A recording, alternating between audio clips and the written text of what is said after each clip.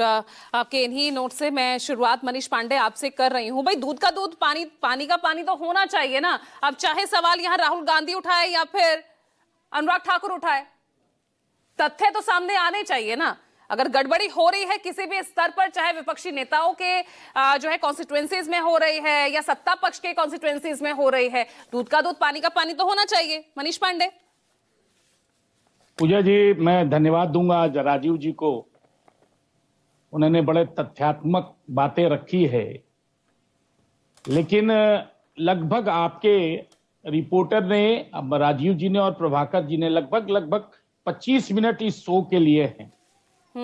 अब उसके बाद हम 5 लोग पैनल में बैठे हैं। अब आप कितना समय देती हैं ये तो आपके ऊपर डिपेंड करता है। चलिए जल्दी से आप मेरे सवाल का जवाब दे दीजिए ना। नहीं, मैं आ रहा हूँ, तो लेकिन मुझे रिपोर्टर्स पर तो सवाल मत उठाइए। लड़ाई जो सत्ता पक्ष और नहीं, मैं विपक्ष के बीच सवाल है, नहीं वो खड़ा ज्यादा कर अच्छा रहा है। हूँ। मैंने तो तारीफ की है पूजा जी, मैंने तो तारीफ की चलिए है। आइए पॉइंट पर आइए बड़े जल्दी से। अच्छे, मैं आ रहा हूँ उसी पर। लेकिन क्या है कि अगर आप चुनाव आयोग की कार्यशैली पर चर्चा करेंगे, पहली बात तो यह है कि सुप्रीम कोर्ट ने किसी भी एक बात पर ऑब्जेक्शन अभी तक नहीं डाला है। जो भी याचिकाकर्ताओं ने किया है, उन्होंने उनकी सारी बातों को 11 प्रकार के जो प्रमाण मांगे गए हैं, या समय की अवधि है, या एसआईआर का की जो का औचित्य है, सबको अभी तक चुनाव आयोग ने क्लियरेंस दे दिया है, कहीं ऑब्जेक्शन नहीं लगाया है।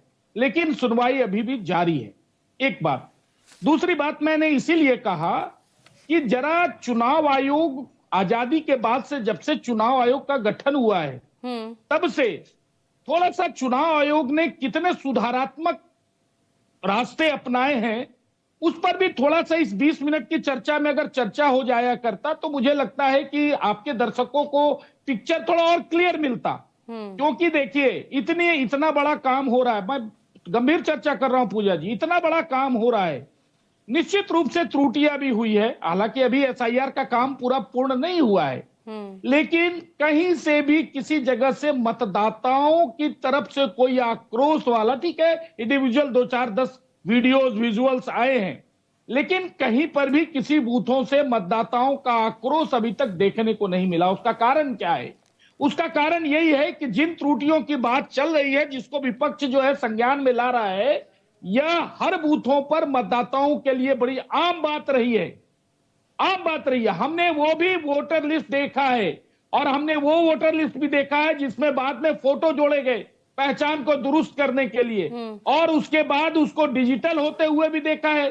चुनाव प्रक्रिया के सुधारात्मक पक्ष को भी हमने देखा है, और हमने यह भी देखा है कि सोनिया गांधी विदेशी नागरिक थी और उसके बाद उनका वोटर लिस्ट में नाम आ गया, देश की नागरिक नहीं। वो समय भी इस देश ने देखा है। बात तो यही है ना मनीष जी, आप ना इतिहास में चले जाते हैं। प्रियंका गांधी यही तो बार बार कहती हैं कि आप इतिहास में चले जाते हैं, वर्तमान की आप बात करते नहीं है। खामियां हैं, त्रुटियां हैं, ये तो आप मान रहे हैं ना। कल अनुराग ठाकुर ने बकायदा 6 कॉन्स्टिट्यूएंसीज का रखा ना, उनकी तस्वीर सामने रखी। जो संदेहास्पद, जो डाउटफुल वोटर्स की लिस्ट कल अनुराग ठाकुर ने थमाई है, जो सामने रखी मीडिया के, यानी त्रुटिपूर्ण तो है ना वोटर लिस्ट।